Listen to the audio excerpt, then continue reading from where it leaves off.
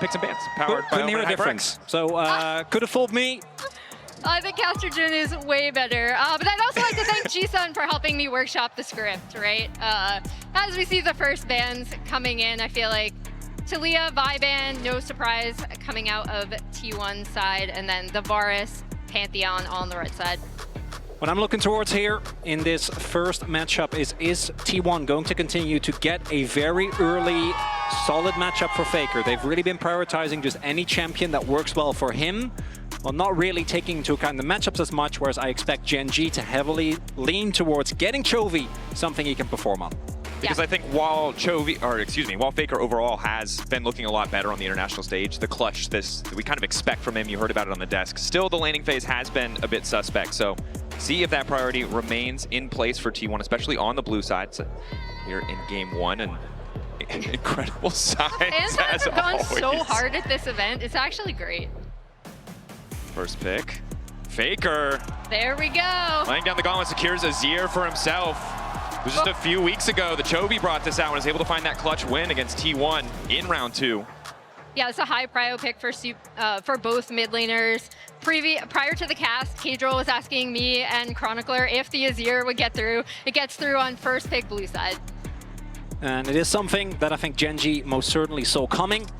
No brainer, and again, it does fall within that trend of T1. Just picking a champion for Faker, he's comfortable, and I think the Annie pick away also works the same way in that it allows Gen.G to deny that pick from T1 down the line. I wonder if the Wukong follow-up is going to be there as well.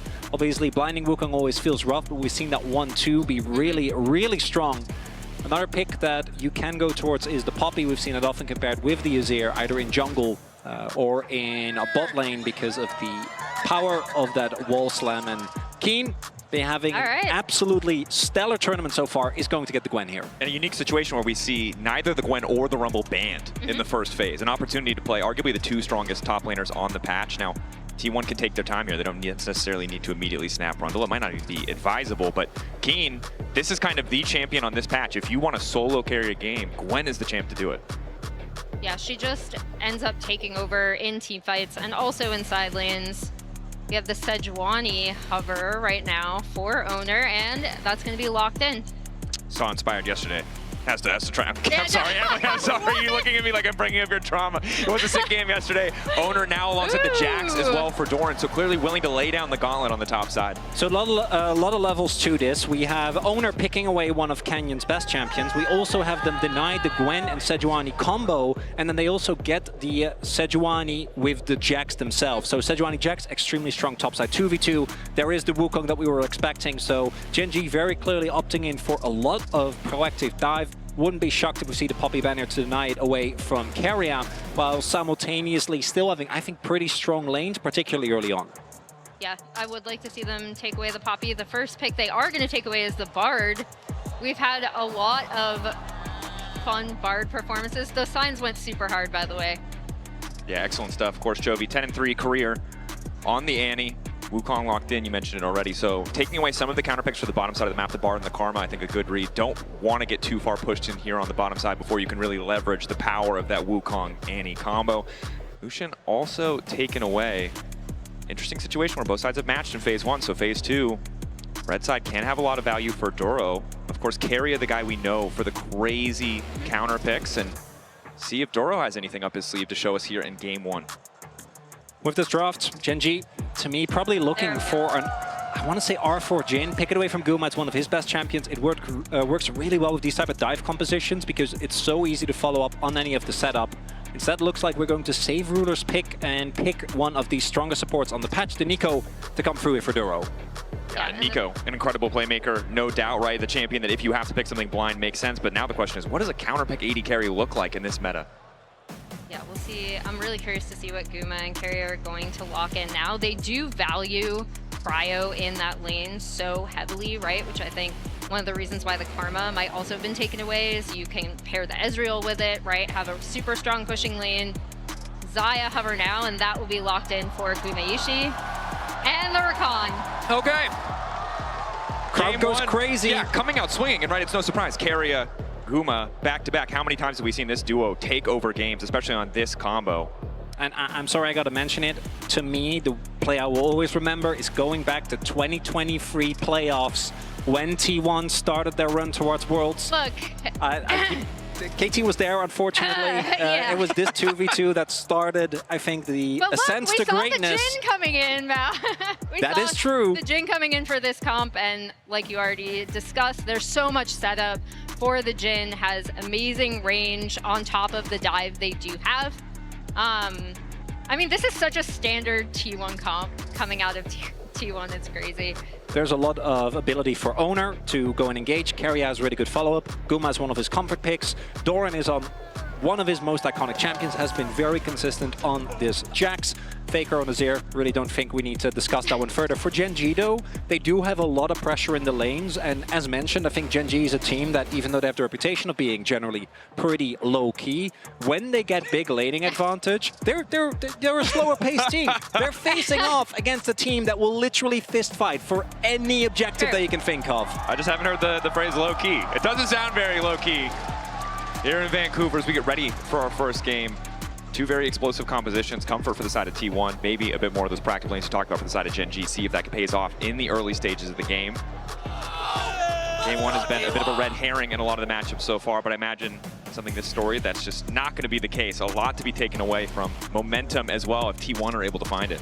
Yeah, no, these are two teams that are super, super familiar with each other. The last time they faced off, yes, it was a 2-0 for Gen.G, but those games, in particular, game one, came down to an insane Chovy flash shuffle into a three-man Skarner ult. So I expect team fights, even though Gen.G has a reputation to be boring, team fights are going to be explosive. Vancouver, as we load into game one. You all know how it goes. T1, Hana, duel, set. I think they weren't ready, but maybe for this one, Gen.G, Hana, duel, set. We got it. We're gonna train. We're gonna train. I know it's new. It's an LCK special. Not everyone has been there. We'll find out as we go. For now, though, early game. A lot of noise. That's all I can ask for. And ultimately, that's the fandom we love to see. However, as we get into this first game, you can hear that. And this is what I think makes T1 so terrifying. The desk predicting for them as well.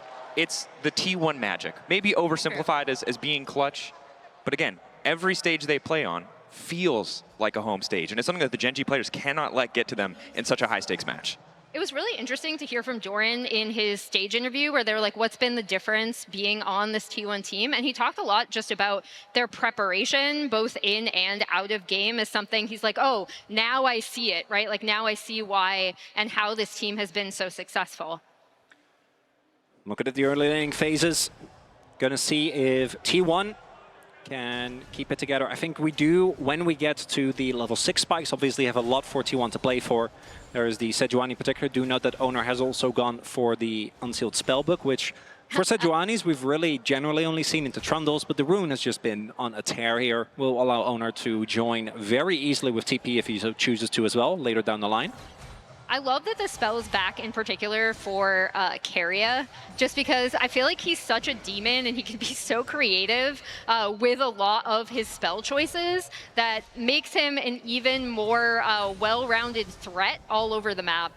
Yeah, the surprise exhaust or smite when you're suddenly getting contested by the Rakan, maybe not what you expect, but look, Rakan going in with smite goes hard. And that it does, as apparently does Doran Jax, and of course the history between these two teams. I think important to call out, you heard it from the desk, but just a reminder of how many times these teams have played against each other. It has been such a close-fought rivalry. It is historic, essentially since the dawn of LoL Esports, just about, right? Across name changes and org changes, player changes, roster changes, Faker really the only consistent. And with the return of Ruler, that much more history across 10, 12, 13-year rivalry. And it really wasn't until Chovy joined Gen.G that this matchup became even remotely close, right? We saw Gen.G struggle as recently as 2021. Good run, sure, close to making the World Finals, but losing to the eventual World Champion. As here we see closer, ever inching forward, but as I think the desk highlighted, if you're Chovy and you see all those wins you're able to find, would you not rather have won that World Finals last year? It's something that I think always warrants discussion. Early laning phase here thus far not going too crazy one way or another, as we do have both junglers. Potentially looking for a gank. Canyon paying some attention topside, but was spotted out on a bit of vision. His owner is just trying to keep the ball rolling on the bottom side. Quick stun, cleanse out. So nice summoner spell picked up there. Gets the heal too from Doro. So overall, pretty effective gank from essentially just owner by himself. Yeah, this will be able to, T1 should be able to set the wave in a spot where they'll be a little bit more comfortable. They were getting kind of pushed in by the Gen.G, so now they will be able to back, and we're going to see Canyon backing after taking that topside Scuttle Crab. For me, this mid lane matchup, something that we're going to keep a very close eye on, because I don't think we've seen domestic Chovy yet. Last year, we saw him a lot during MSI, had a couple of extremely high-stakes, high-pressure games, even in the finals, was heavily targeted, didn't end up mattering. Had an incredible tournament. I don't really think we've seen that thus far. Doran and Keen fighting here towards top, but Keen obviously looking for a base as the lane swap does come through here. T1 going to be pretty even with Guma being there earlier, but Duro now looking for a cancel on Doran, not letting him back for free. Continuing to get aggressive on the top lane in the 1v1 is Guma. Now there to back up. Lane reset coming through. Duro. Guma out for blood. He knows he has to use the flash. There was no heal from earlier. The level 3 Xayah rush camp solo? I thought Doro was dead there. I don't think that works in solo queue. How the heck did that work in this level of play? Credit to Guma, found the angle. Doro overconfident, definitely did not anticipate him being there, and that's going to cost him pretty heavily. Yeah, Doro was just looking to try and, again, deny Doran, try and get Keen ahead. Didn't end up working out, and now his flash down on Nico, that is a big summoner gone, could end up being a big difference maker when it comes to those early fights. Nico not having the ultimate available, or the flash rather available to combine with the Pop Blossom is a big deal as Faker sees Canyon woke up, and let's be real, Canyon is Wukong pre-6. A little bit of damage would have been nice, but not even going to get that, as Faker just shrugs it off. The goal to walk up and look menacing, it would seem. Get a bit more space for Chovy to take over to 6 before he starts dropping bears in the mid lane just to get a little bit of prio. Although, I think when we were coming into this, we're like, oh gosh, Chovy versus Faker, all-time greats. I think this early lane matchup, probably not where we're going to see that spice. I think we might have to wait another 10 or so minutes. No, we have a Sejuani and a Wukong. Look, the Wukong is like halfway to 6. But as Doran pushes up on this bot side, this prio is actually going to give owner free license to grab that first Drake for T1. And I actually want to talk about T1's Drake priority a bit, because last year at Worlds when these two teams faced, I thought T1 was the best at using grubs, right? And that evolved throughout that tournament. At this tournament, they've been super high prio on Drakes, and first Drake in particular. They actually broke BLG's kind of first Drake take percentage in their 3-0 stomp of BLG. So this is something that T1 have been prioritizing really heavily, and it's worked out super well. And a lot of this goes back to Doro getting caught, because he had to give up his sums, which means that Ruler just had to stay underneath his turret, catch the wave. Because he was catching the wave, T1 actually had the ability to swap, which they didn't end up doing. Guma ended up going back to lane, but they could still only respond, which meant that there was nothing really to pressure T1 near that bot side. Skeen just had to watch Doran push in, get the Drake be taken as Chovy. Just, let that bear go. Getting some harass down. Trying to get prio in the lane, no surprise. Of course, recurve bow back for Faker alongside the Amtome means he's not going to be able to do much to trade against that burst damage quite yet. And we see these lane assignments coming through with not Chovy. Oh my gosh, I'm getting trolled by Nico again. The bot lane going up into Doran, and then T1's bot lane going up against Keen. So trying to kind of keep both of these top laners at bay. We haven't seen this as much in a lot of our swaps. Usually teams kind of match the swap, but I think with what happened earlier. Doran putting down a lot of pressure, knowing that Nico's only level 4 isn't too concerning, but the Jhin is level 6. Doran, third shot, fourth, wait, okay. Doran stone cold, had to use the ward hop, but manages to make it out. Yeah, entirety of the play, vintage Doran goes in when he probably shouldn't, goes low, doesn't even need to flash, ends up just able to dodge, Ruler not hitting that final shot, and that means that the attempted play from Gen.G going to fizzle out for now. Gen.G has been able to build a big lead in the mid lane here, though, with Faker having to respect the pressure that has come through, as that's the real Canyon. Canyon forced to flash away, stun landing, immediate fall coming in from Carrier. Owner and Carrier working together beautifully. Canyon might just cut down by base damage. Faker now trying to follow, but they don't quite have enough burst. that stun that Chovy landed onto Faker to keep him out of that was huge, and kind of the only reason that Gen.G weren't, the Canyon kind of didn't die, right? Oh, Gen.G though used a lot of cooldowns. They still want to look for the contest here. T1, are they ready? Gen.G, Guma ready to pull the feathers back. Maybe happy to just take one grub, try to deny all three. Magic so far, good pushback! Only managing to find the clone, and now it's first blood coming through. Keen there in the nick of time, and the needles are starting to fly. T1 packing things up, trying to get out now. Last grub, they aren't even worried about it. Carry and owner on the way out. Guma trying to hold on, but the Void grubs are down, and in the end, it's 2 for Gen.G. And Gen.G, see T1 try and contest those grubs, but T1 really underestimating how happy Gen.G was to contest that. And I think because Canyon was so low, they're like, okay, the Wukong is gone. That's one of the biggest spikes. But guess what? Gen.G ready to fight for that to the death anyway. Yeah, I mean, you could see that T1 had it kind of set up as well with Keria TPing in, like that was very planned from them. As we see the setup on this again, T1 and Guma, and here comes the Keria TP. Faker is coming out, and Guma does miss the ult, which also ends up being pretty important. And I think Guma felt pressure to ult because there is a Annie right next to him. So if he gets hit by a Q, he just ends up dying. But instead, because that ult is already gone, he can't really walk up nearly as far. They don't actually have the damage to take down Canyon, and Keen goes unchecked in this fight. Keen is really the demon in that fight, because I think part of the reason T1 felt good about taking that is they saw Annie ult was down. They saw Jin ult use bot lane for the kill that didn't quite come through. No Wukong ult. They thought they were in a super comfortable spot, but really underestimating what Keen can do, even without any items under his belt, with just an ulti and a choke point. But now, stun on Faker, a bit of a moment of discoordination as Faker flashes away. Not gonna get the last shot as Keria! Saves his mid laner, will not give Ruler the 4th bullet. Still big window for Gen.G. They get Faker's flash. They get tempo on the map. Might be looking towards setting up for this Drake in 30 seconds. And I think the scary thing here is we've seen T1 prioritize Drakes, as you mentioned, Emily, and so often it's worked out. But often Gen.G with the gold lead is a more terrifying threat, though. Keen now locked up, cut down on the way out, and the TP's too late. Chovy found a little bit of CC. Maybe he can burn down Owner, but they want to turn this one back. 3 looking for the 4 stack, but instead, Chovy finds a kill in return. Chovy's able to get the return kill, but there you see, Stun, flash, okay! It's probably about time to mention that Jax is one of Doran's best champions, maybe? I was gonna talk about the 1-for-1 because there you saw the power of the Jax and the Sedge working together to dive. Chovy got one back, but then steps too far forward and Doran's just able to take advantage. And Chovy, of all people, should know, having played with Doran for a good amount of time on DRX, on Gen.G, don't fall for the Doran trap. Did he almost die for no reason earlier in battle? Yes. Does that matter? No! At any point, Doran can strike.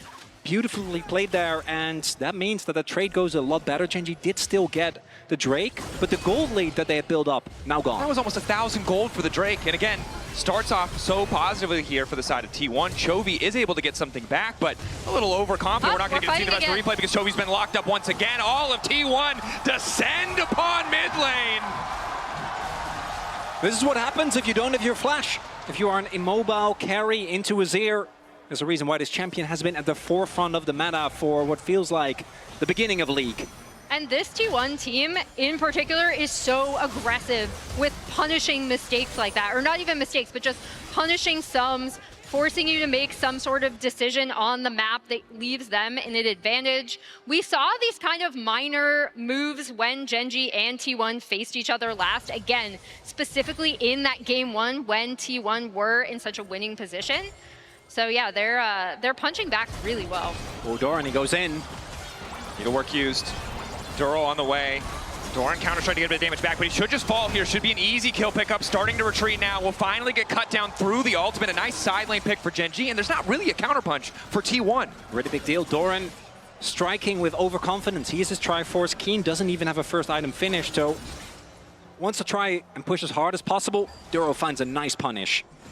Yeah, and this should set up Keen to be able to back and buy, so he should be in a much better position in those side lanes as well. Faker walking up. Yep. Not afraid to contest here, but again, it's just, yeah.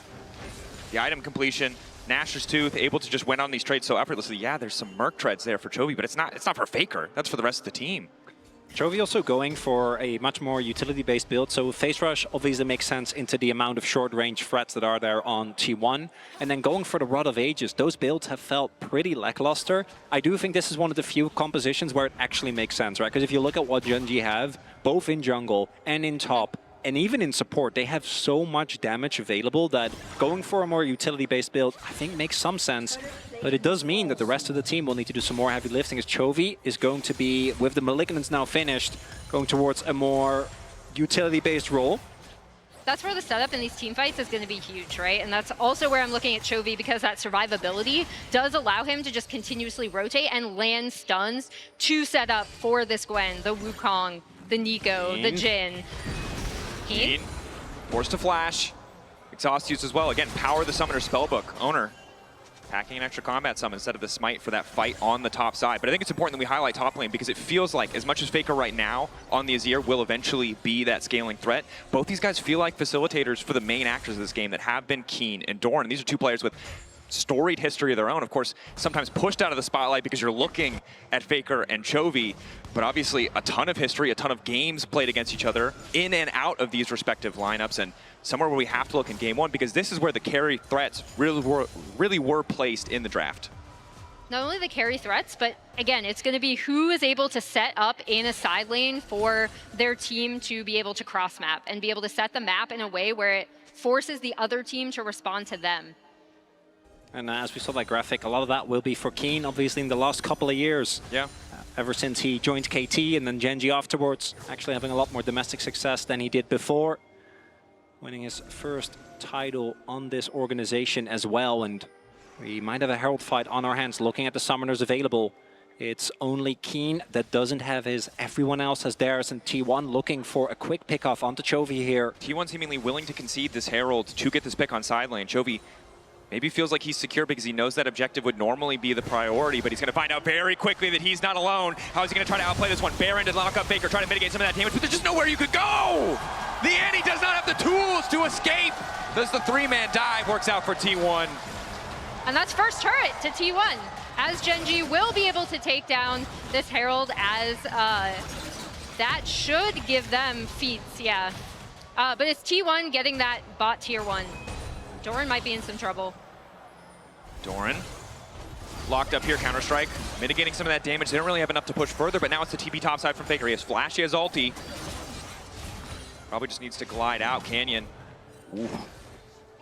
And we've seen the exact play happen with Faker about 1 million times. It's never actually a pick.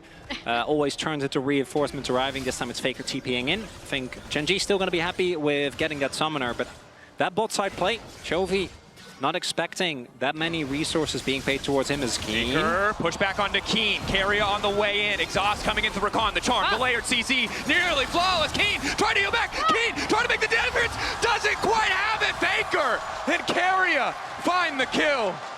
We also had Ruler on the way. I think he was trying to look for an old angle. Didn't quite find it though. Yeah, and on the bot side, we see that Doran is going to kind of harass Canyon. Contest this is Ruler. Quick ulti in the mid lane, gets the cleanse. Now can wander down to the Drake, but T1 taking their time. Likely to concede this. Don't want to give up a Drake for free, but really don't have the resources on the map. And in the meantime, it is still Carrier and Faker pushing down on the top side.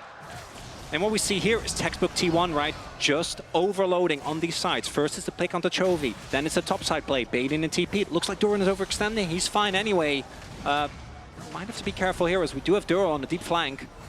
Of course, Doran trying to clear the bear out before anything else happens, but there's still a Herald in the back pocket of Canyon if they do want to pressure somewhere else on the map. Finally, Keen is going to be able to catch that wave on the top side, working towards that second item, but T1 have been pretty relentless playing for these side lane picks. A similar story for Gen.G, and it's been pretty even trades across the map. Yes, there's an extra Drake now, as well as an extra Grub for the side of Gen.G, but T1 holding on to that 1.5k gold lead.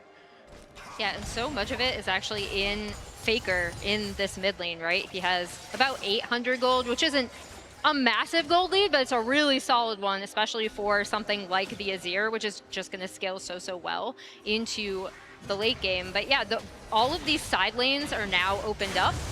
So we'll see how Gen.G and T1 end up setting up the map, especially with a Jax and a Gwen. Both these teams obviously having a lot of team fight power available as well. For T1, as long as they can avoid getting flanked, I think their front to back is so hard to cut through. You have Jax that can create space, you have an Azir. The engage obviously is amazing. If either Chovy or Kindo, even Canyon, ever finds their angle, and really it's often T1 that we see go for like these, what, 3-4 pronged engages. I think that's what Gen.G is going to have to look towards, which is why it's very important. They don't lose mid lane turret, and they hold on control of the vision. If the vision gets fully choked out, I don't think Gen.G can just play a straight up front to back. Multiple members of the team now descending on the bottom side of the map, looking for that vision, trying to wrest this control away from T1, hoping to find a pick as Keria.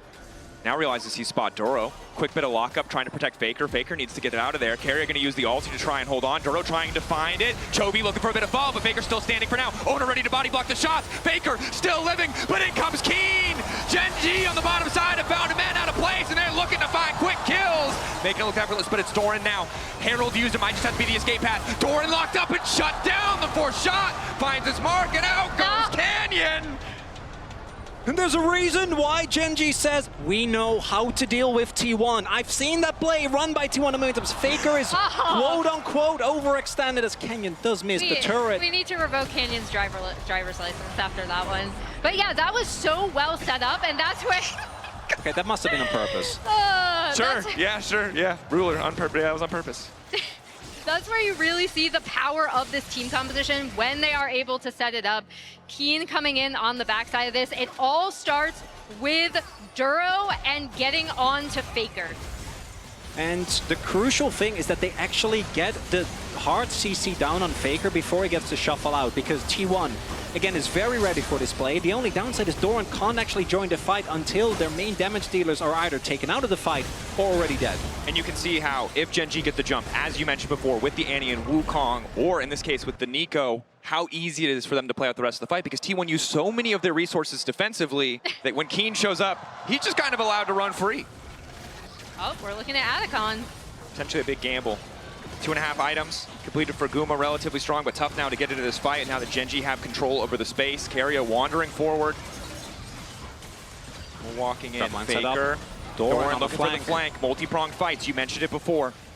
Looks like we might just flip it. 3.9k instead. Gen.G collapsing on the flanker, but now it's T1 going all in onto Keen. Keen, Doro looking for the encounter gauge. A nice interrupt to stop him from getting into the midst of the entire lineup. Keria barely holding on live, and they get the Atacon! Guma steals it! That's Faker now on the retreat. Gen.G hungry for blood. They need to get kills back. They can't afford to give this away for free. Keen will get Faker, but at the cost of the Atacon. Should be able to get Doran in this turret as well. Gen.G trying to snowball as much as they can. Taking another kill. But there's not much to transition it to. A top lane tower maybe, but that's infuriating for Gen.G. They got the kills, they just couldn't get the objective. Yeah, Owner says, thanks for the leash, guys. I'm just gonna come in and take this one. And really, as with so many things, Doran here on the flank, Keria going in onto Keen, kind of forcing him out. And then, yeah.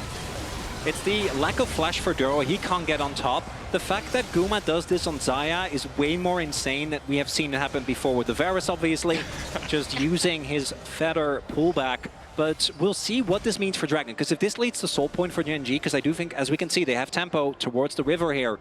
Still not be the end of the world for them, but the Atacon, the value of those flowers mean this game still dead even. T1 though still behind on the setup, as you highlighted.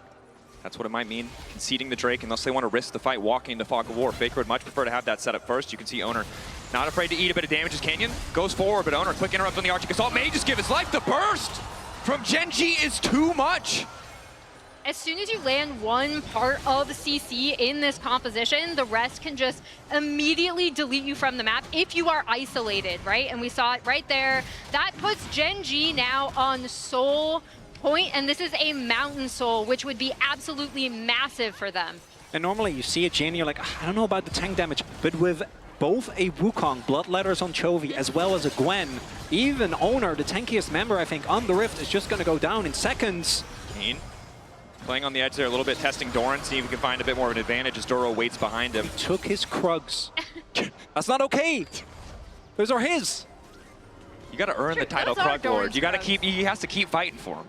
You can't fight for him once and keep the title. Keen wants it for himself. A little disappointed. Yeah, I mean, fair enough. I will also say that while I really love the spellbook Sejuani, I think one of the downsides, as you can see there, is normally he would have procced Aftershock. He'd be a bit tankier. You are very squishy. The upside is, in the fights to come, as we keep our eye on Keria, Ruler push back! Caught out, T1 ready to go through in the ruler spot, essentially. It's the ruler moment. Yeah, a lot of poignant history there as Faker swoops in to find Ruler on an immobile carry. And this is the best part of the matchup for us as fans, as spectators, as enthusiasts, but it's so hard because for him it's another death mid lane, but for us it's the pattern, the history. How many times have we seen that play be a decider as T1 trying to wrest control of the mid lane? Gen.G not going to let it go easily, however, as a secret minion will just be a clone this time around. I gotta say, if Ruler didn't flash, I actually don't think that play is a big of a deal because there's no objective on the map. There isn't really a lot of opportunity for T1 to try and get anything out of this kill. One sneaky minion. Ooh. Doro gets the cancel. But because he flashed, it means that any subsequent play from both Doran and Faker is going to be way more oppressive. So I do think this is the type of composition we have a lot of threats. So just gunning for Ruler might not be the be-all, end-all for T1. But it is, I think, a very costly investment into, let's be real, even if you flash there, you end up dying. You have to flash out of the initial shuffle or just accept your fate, which he did not do, is now looking for a pick onto Doran, but reinforcements are always on the way. Gen.G walking forward with confidence, knowing how much burst damage they can lay down if needed. Just T1 forced to respond. It's only Faker providing them a pressure point on the top side of the map. 30 seconds till Baron. We heard it from the analyst desk, the T1 Baron circus may be an angle, but Gen.G, not a team who you would expect to fall for it, although we said that in semifinals last year, and T1 still managed to get away with a surprise Baron, so still need to be on their toes. Their Baron damage is also insane this game. Looking at both Faker, Gumayusi, as well as Doran, so Gen.G need to be very careful, very deliberate with this. Yeah, and you see both teams setting up their side lanes before that Baron. That top wave was pushed out. Chovy just responded to it. And then we have both top laners in the bot side for now. But no TPs Yep. for the side of Gen.G. No flash on their AD carry, although no flash for Guma either. So difficult for Gen.G to play the entire map. Keen may end up being late to the play if T1 do want to force this. Not a bad situation for T1 at all, despite, you know, the 3K gold deficit and Gen.G being at sole point.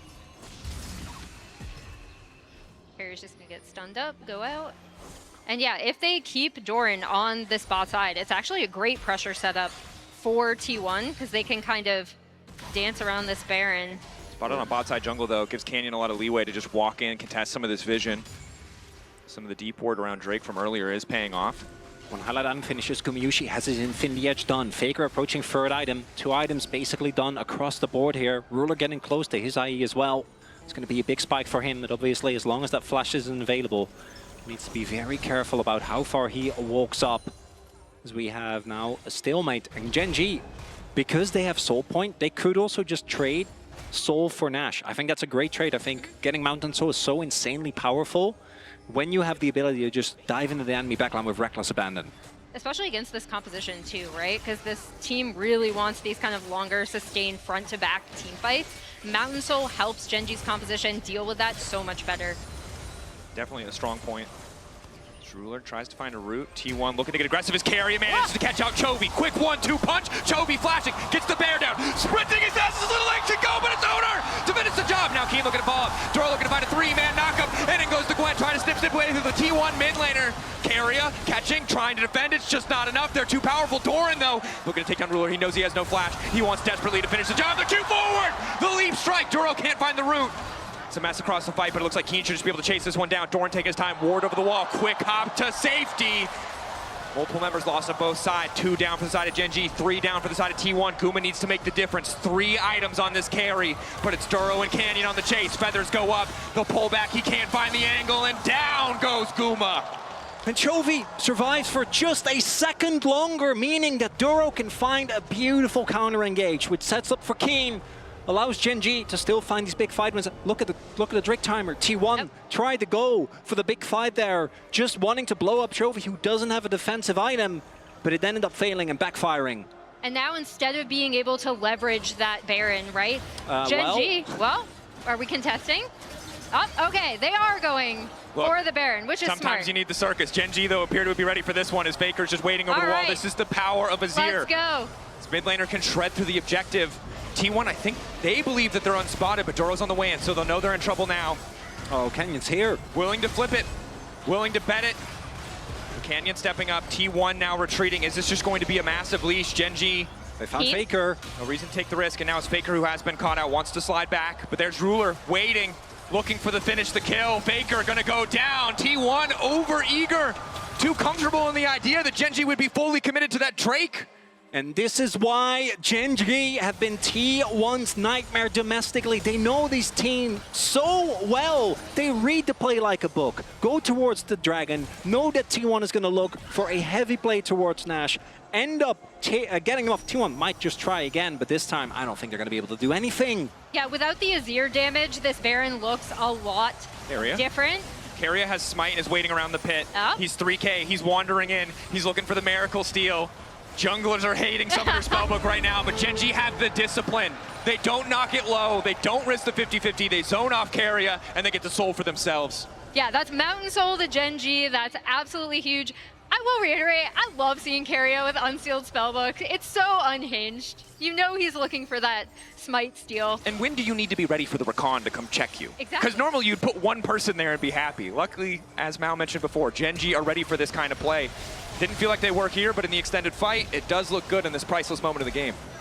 As Chovy ends up getting caught here, very nice pick, but then this Freeman ultimate plus the damage from Keen means that even though Faker can delay for a little bit longer, Canyon gets on the back line, and if it is on the front to back, it's a messy fight.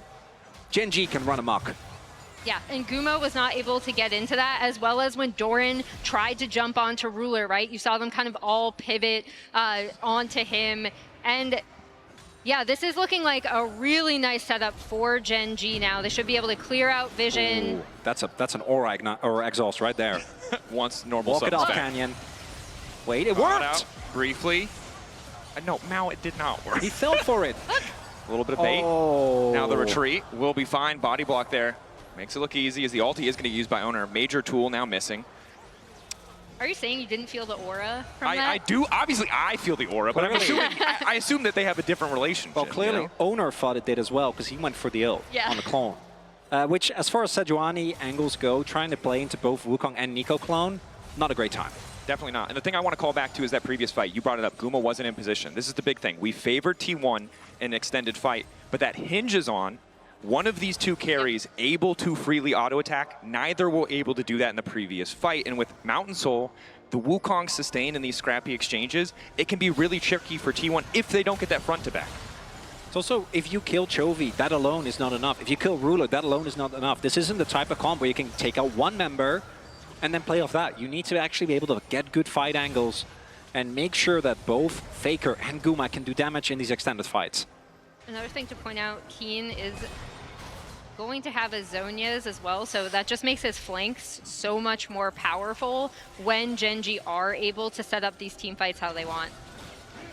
Definitely can be tricky.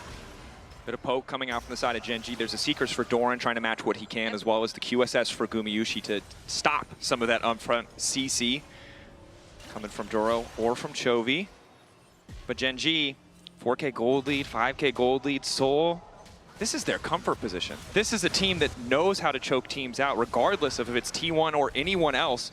And T1 need to find a way to break this. Or you know T1 are going to go for a Hail Mary in one way or another. There is the arm guard for Doran. There's QSS even here for Guma in case that somehow Chovy finds him with the Annie. But Gen.G, I don't think they feel too pressured. They're probably just going to keep setting up these vision traps and keep fishing for picks like And this. the CC. Doran backs away.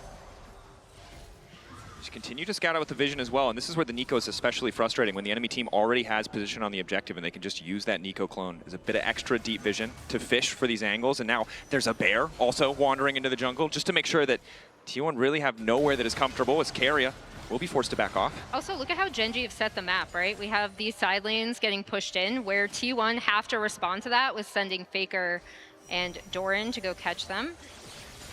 Clinical League of Legends, looking for those incremental advantages. Next time they get a setup, it might be a TP, it might be a flash forced out of a single member, and that might be all it takes for Gen.G to have the confidence to pull the trigger on the objective. But T1, not a team that's afraid to sack a wave here or there to force, to take a risk. Also, Duro, Frozen Heart now finished into the amount of auto attackers on the enemy team. Actually going to get a crazy amount of value from that item. Doran, Faker, Guma, all going to be a little annoyed by that item existing. And I think Gen.G Just going to keep playing it slow and steady. Catch the side waves, push it out, and then look for someone on T1 to walk in. Now, I don't think T1 are actually going to think that Gen.G is really doing it, because Gen.G aren't necessarily as crazy when it comes to these Barons, which is why we've seen the game kind of stall out. I think Gen.G keep waiting for someone on T1 to walk in or make a positioning error, but I think they're going to have to do more. They're going to have to actually start up this Nash.